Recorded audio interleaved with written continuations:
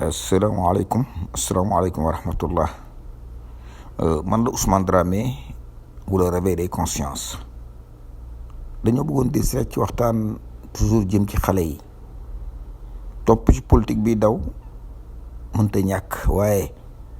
il faut ñu jëli démb jox xale yi ndax nu xam te am jom. dama bëggoon ñu déglu suñ mbokkum africain bi lii mu làkk ci nasaraan jéeme ko ci Afrique jéeme ko ci histoire boo xam ne li mu wax lépp dëgg la ndaxam li mu fi wax lépp inspiration ci Cheikh Anta Diop la ko jële waaye ñàkkul am na xale yoo xam ne ci tànki Cheikh Anta Diop lañ aw ku ci mel ne Ousmane Sonko taxawaay bii mu taxaw ak yeneen pan-africaniste de la diaspora ma xam leen Afrique du yàgg mukk ba mu dikk kan boo ko déglu mbokk mi li mu wax ñu déglu ko xel nañ ko dégloo xel. Juste en 2 minutes, le dernier sujet de FESFACO. Ok. J'apprécie la pertinence de Younoussa et surtout la passion qui accompagne son argumentaire. C'est vrai. Au fait, si vous voyez, peut-être je suis un incompris, mais je l'assume. La différence entre vous et moi, c'est que moi je dis que finalement, le paradigme contestataire qui consiste à imposer une vision du monde pour expliquer le malheur des dominés par l'existence des dominants ne nous fait pas avancer dans le débat pour la libération. Au fait, la liberté, pour se libérer, on n'a pas besoin de dénoncer. Pour se libérer, on a besoin d'arrêter d'obéir. Ça fait des décennies que nous dénonçons ici et ailleurs l'oppression des oppresseurs. Ça ne rend ni hommage au combat, ni service aux Africains. Il est important, moi c'est le sens de mon discours, il est important qu'à un moment donné, que nous mettions en tête que nous ne sommes pas les seuls au monde à avoir été colonisés. Qu'il y a des gens qui ont subi la même histoire que nous, qui ont pu s'en sortir. Paul Kagame n'est pas resté à pleurnicher sur son sort. En 1960, la Chine de Mao Zedong avait le même niveau économique que plusieurs pays africains. Aujourd'hui, la Chine, c'est la première puissance du monde. Elle n'est pas restée là à pleurnicher pendant des décennies. L'Algérie a connu combien d'années de guerre avec la France? Aujourd'hui, selon les statistiques qui datent de février 2021, l'Algérie est la deuxième puissance militaire en Afrique après l'Égypte. Ils ne sont pas restés là à pleurnicher sur leur sort. En vérité, pour moi, le discours que je pense être le meilleur aujourd'hui, c'est à un moment donné de se dire qu'il est important que nous-mêmes nous changions de paradigme.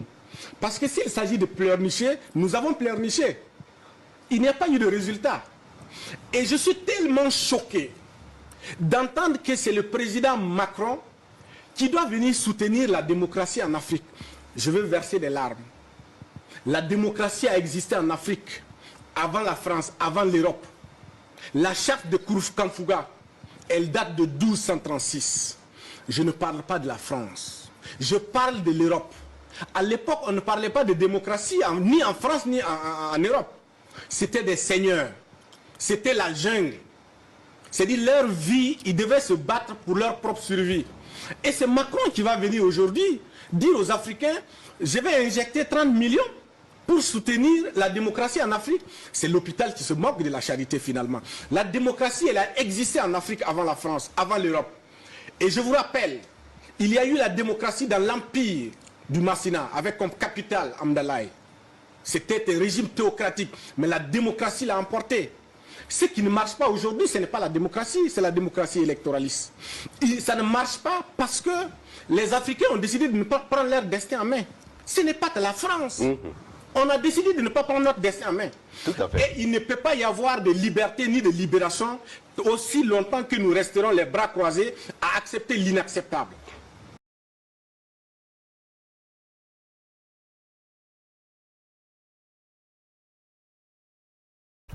noo ko bokk déggandoo suñ bokkum africain mi li mu wax képp moo di xel yi ñëpp moo tax li ñëpp waaye xamuñu nu ñuy tàmbalee xamuñu ko de kan jóg ci suñu bopp da li ci mbindum Cheikh Anta Diop akum jàngaleem lii ñi def du dara ñi ñu toppee duñ dara xamuñu fu ñu jëm amuñu xam-xam kan déglu Pape Diop ba xam koy woote. waaye maaleykum salaam maa ngi ziar man Ousmane Dramé ñoo ngi koy dal bu baax a baax te loolu nga fi dëgg la duñu dem fenn dama koy laaj ci àqulaayi taala ndax moom bëtam bii mas na cee teg la décoration de l'indépendance du Sénégal maanaam këyit wane ne France moo signé ak kan a signé pour ñoom indépendance ndax man indépendance bi léewuma ndax moom mag ci politique moomu ci jiitu dama koy laaj di ko ñaan ndax bëtam bii mas na cee teg document bi France signé ñu ko la décoration de l'indépendance du Sénégal ak kan ak France ñoo ko signé maa ngi jéggalu. merci beaucoup. maa ngi lay gërëm nga may ma dama wax BOT léegi mooy build operate and transfer ma wax ko pour yéen ñi nekk fii dinañ ko xam maa ngi lay gërëm ci loolu wax dëgg yàlla déclaration de l'indépendance du Sénégal gisuma fu ñu ko signé wax dëgg yàlla xam naa ni avant indépendance am na un fait boo xam ni qui reste toujours troublant man dans ma tête boo xam ni ba tey daf ma jaxal parce que bi nga xamee ni le général de Gaulle mi ngi ñëw Dakar di wër pays africains yi pour ñi bëgg a nekk dans la communauté française wala ñi bëgg a jël seen indépendance xam naa ni booba Lamine Gueye Senghor ak Mamadou Dia ñoo fi nekkoon alors je ne sais pas ba tey xawma moo tax histoire il faut que ñu seet di wax xale yi li xew Senghor dafa dawoon nekkul ca réew ma lu toll ni général de Gaulle di ñëw pour laaj da ngeen bëgg indépendance ou pas mu daw Mamadou Dia tam nekku foon wal joojo moo ko teeru ce fait là man reste troublant pour moi war nañu wax lan moo xewoon ba tax ñu daw ba wal joojo moo doon tontu de Gaulle ba de Gaulle di wax naan si vous voulez l'indépendance prenez-la avec les porteurs de pancarte donc ça veut dire que moom bëgguloon ñu am indépendance waaye daal boobu affaire daal doy na waar ci man mais wax dëgg yàlla gisuma benn dama li mu wax Pape Diop ak li ma tontu li Pape Diop tontu bu ngeen demee am xel xam ne dañuy fontoo moom ci boppam réew moo xam ne amul indépendance nga xam ne doon na fa maire doon na fa député doon na fa président de l'Assemblée nationale doon na fa président du Sénat dem na ba xëccoo réew mi te moom wóoru ko ba xam réew mi muy xëccoo am nay këyit wala déet Sénégal oto bu amul carte grise la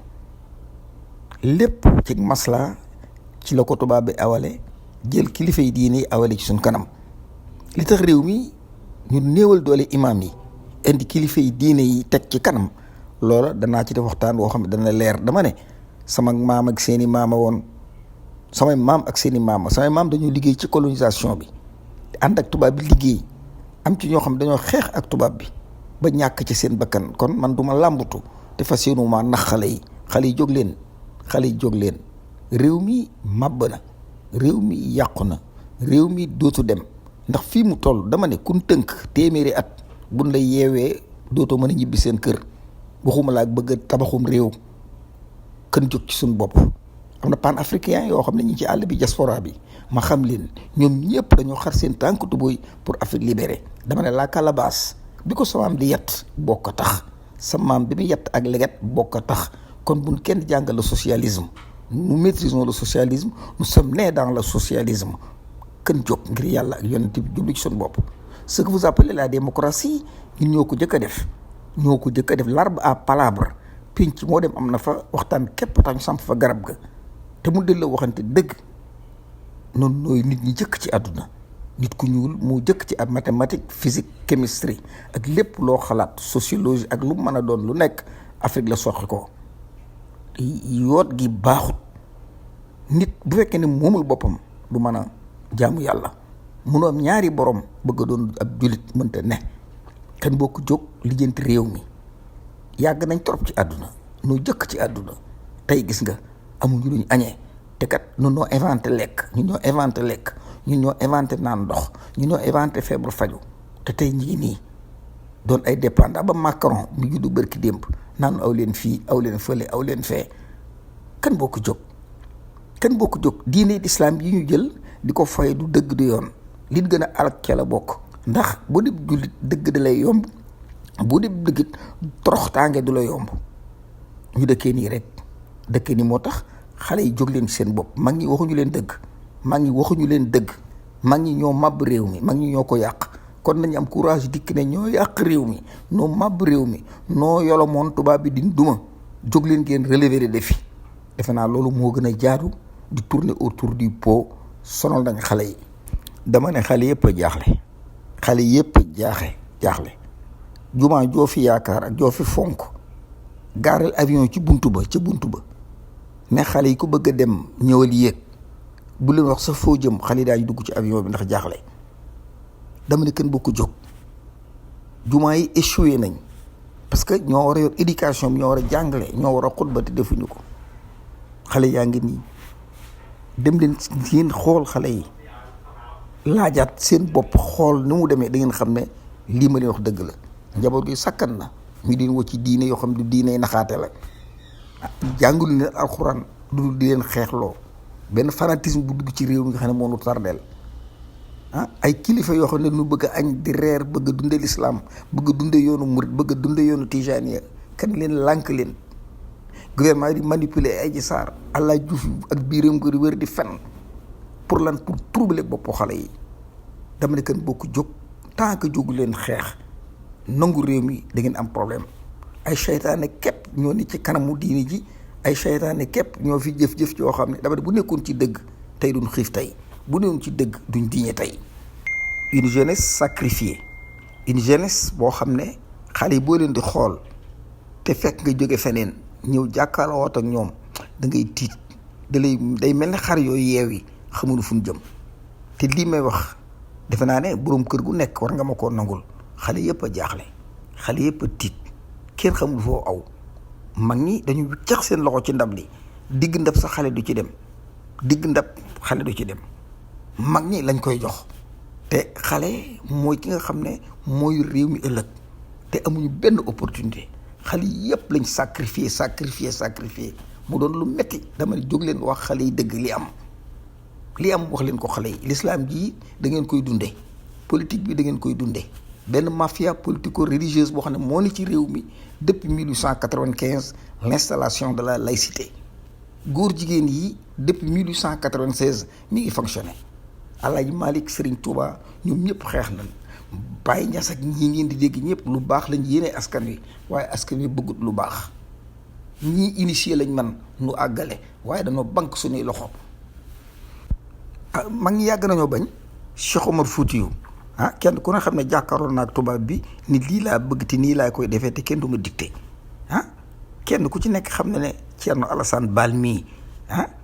kii bu ñuy wax l'islam ju taxaw Sénégal ci ñi ko samp la bokk ba ci ñoom Alaaji Maalik ñëw après Samori Touré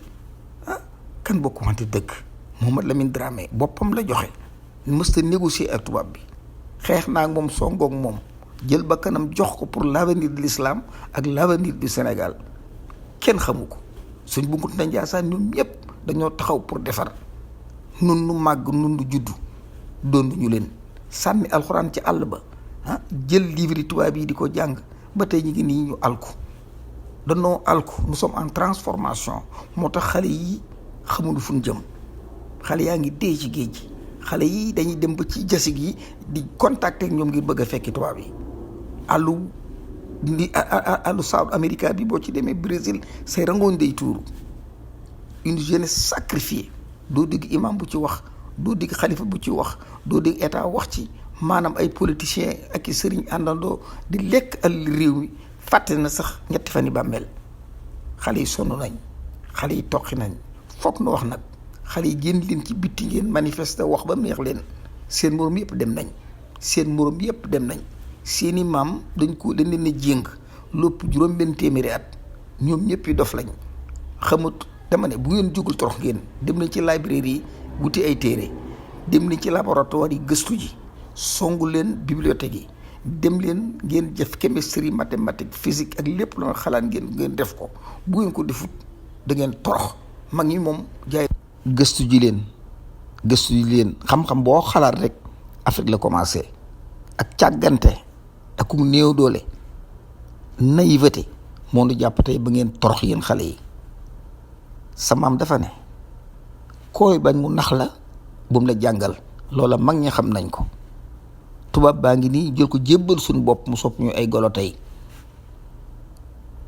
tubaab bi ne tout ce qui se ressemble ça semble c'était pour intégrer moo tax mu wax ko ndax nit la sa maam ne ko déedéet tout ce qui se ressemble ne s'assemble pas ay mbir mën nañoo nuroo waaye duñu ànd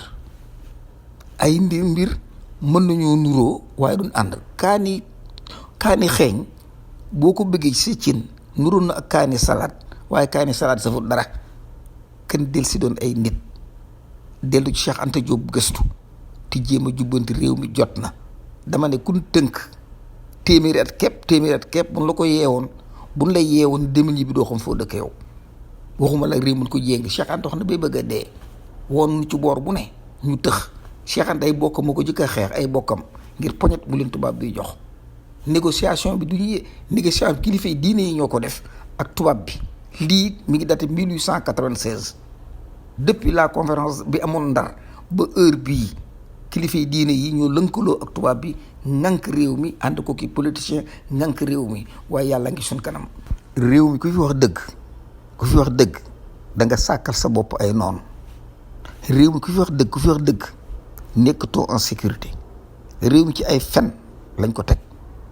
am na ñu taxaw sax juma ci télévision bi naan sama sëriñ moo ma yóbbu àjjana sama sëriñ moo lay gàttandu boo deeg sama sëriñ dama ne kan bàyyi fen yi di dellusi ci lislaam wax dëgg xale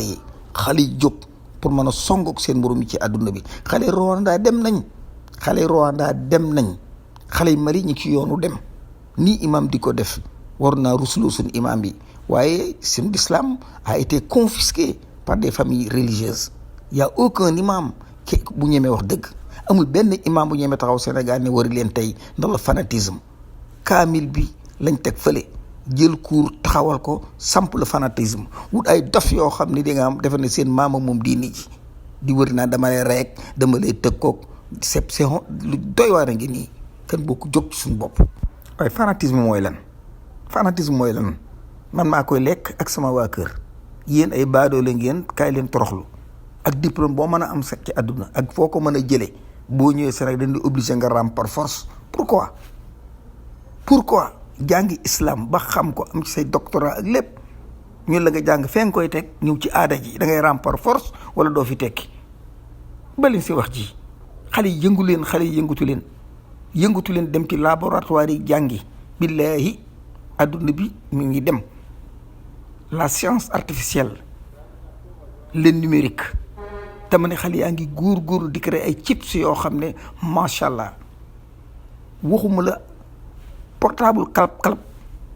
waxuma la iPhone yi génn mais ñun waa Sénégal boîte almet mënuñu koo defar bu nu woppee tubaab benn yi faj lii du ñàkk jom dañ loo béeméer dañoo tënk dañoo jatan dañoo yeew dañoo noot din duma xale yi le socialisme seeni maam a ko samp ci àdduna ñi jëkk a bind la déclaration des droits de l'homme ñi ko jëkk a bind ce sont les soninké de l'empire du Mali au XIIe siècle l'islam mu ngi ci dugg ñii ñuy waxte dugg nañ ci l'islam seeni maam sax ci l'islam lañ fi leen ko fekk tey ñoom ñu wàññi ko confisqué ba nun a xamatul fu ñu jëm xale yëpp a gëlëm xale bu ubbi sa gémmiñ aw yat dal la xeex boo xam ne xeexub di amat dama ne képp ku xalaat lu bon jëme ko ci Mohamed Khalil Lo doo nit képp ku am lu bon rek xalaat jëme ko ci moom ku soor a faj nga kii réew mu dem ci àdduna mu dul Sénégal dañ koy gàttandu kilifaa koy gàttandu université bu mu dem bu Sénégal mbooloo nga koy xaar nun waa Sénégal ñu ne ko summil mbaxane mi summil dàll yi raama fi suuf toroxlu ñu defar la Idriss Seck sàcc bi gis ngeen ko géwél yi gis ngeen leen dañuy xeex sax ci micro dafa màggat gi Moustapha Niass kii l'islam zéro tey kii mooy décider waa Sénégal un procureur qui n'a rien compris du Coran wala xam na ko dafa lànk des criminels yoo xam ne lënkaloo doon ay nervi Abdoulaye Wade ànd ak njabootam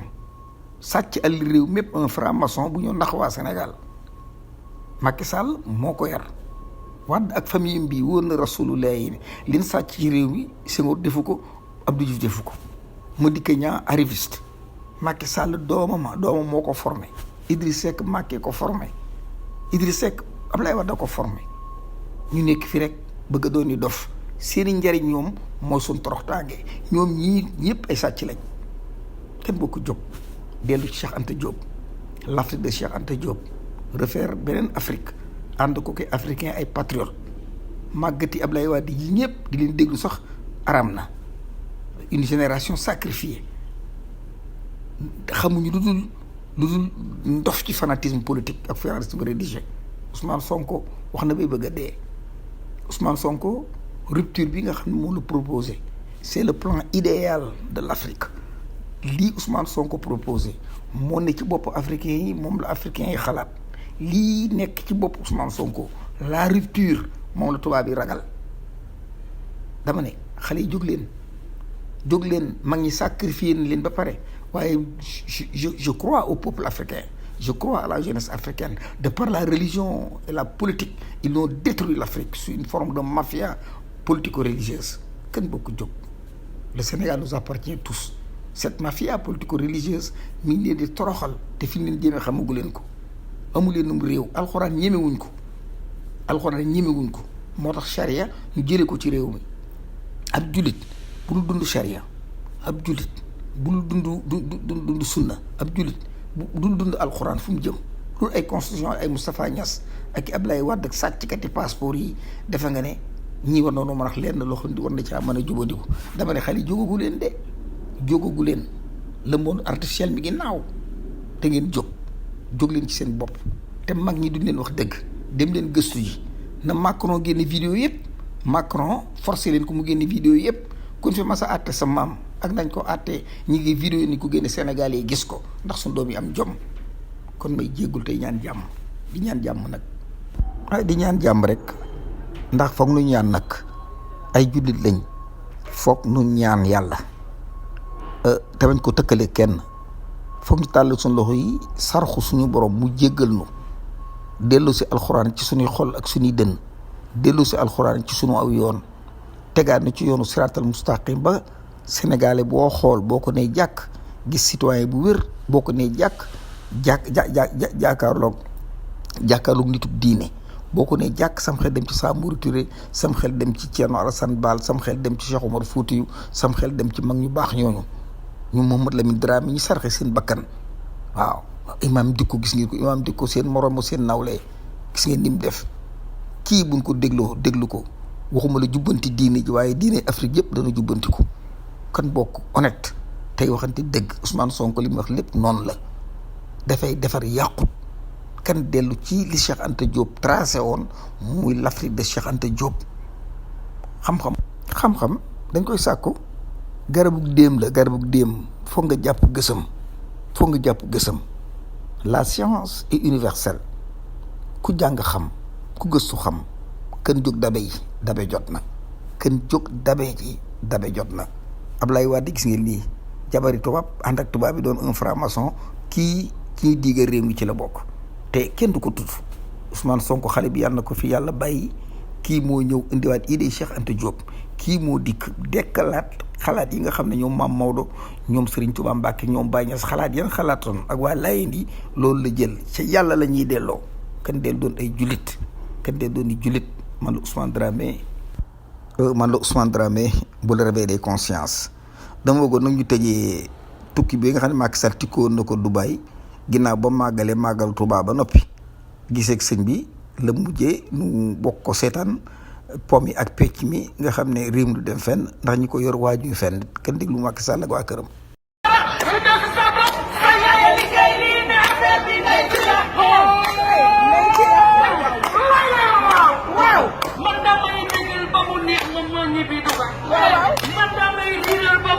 Mama ñibbi Dubaï. Waaw. Bas bi jar na ko. Président jóge Sénégal ñëw Dubaï ji.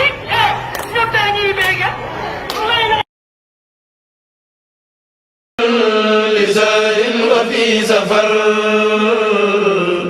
هماني على ماهن مع الحس والسفر